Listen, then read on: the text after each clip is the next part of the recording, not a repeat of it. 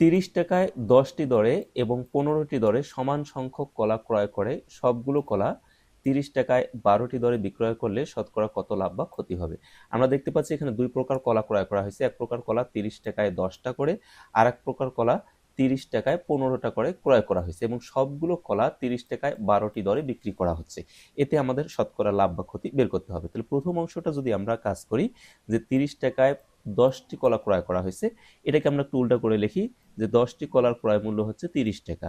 অতএব একটি কলার ক্রয় মূল্য তাহলে কম হবে, কম মানে ভাগ, তাহলে 30 ভাগ হচ্ছে 10, এটা হয়ে গেল 3 টাকা।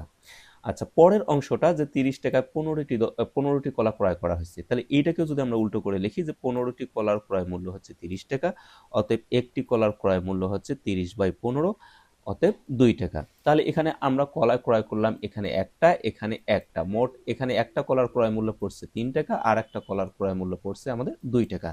তাহলে আমরা এখানে 1 + 1 দুইটি কলার ক্রয় মূল্য পাইলাম 3 আর 2 এ 5 টাকা। এরপরে আমরা এখন বিক্রয়ের অংশে চলে যাই, ক্রয়ের অংশটা শেষ। এখন আমরা বিক্রি করতেছি কি 30 টাকায় 12টি কলা, তাহলে 12টি কলার বিক্রয় মূল্য হচ্ছে 30 টাকা, অতএব একটি কলার বিক্রয় মূল্য হচ্ছে 30/12, কিন্তু আমরা টোটাল ক্রয় করছিলাম 1 আর 1 দুইটি কলা। তাহলে এখন দুইটি কলার ক্রয় মূল্য এখানে আমরা পাচ্ছি, তাহলে বেশি হয়ে যাবে, 2 এখানে উপরে চলে গেল, তাহলে 30 × 2/12, তাহলে এখানে কাটাকাটি করলে আমরা পাচ্ছি 5 টাকা। তাহলে দুইটি কলার ক্রয় মূল্য আমাদের ছিল 5 টাকা, দুইটি কলার বিক্রয় মূল্য আমরা পেলাম 5 টাকা। তাহলে ক্রয় মূল্য এবং বিক্রয় মূল্য যেহেতু সমান হয়ে গেছে, তাই লাভ ক্ষতি কিছুই হয়নি। যেহেতু ক্রয় মূল্য সমান বিক্রয় মূল্য, তাই লাভ ক্ষতি কিছুই হয়নি।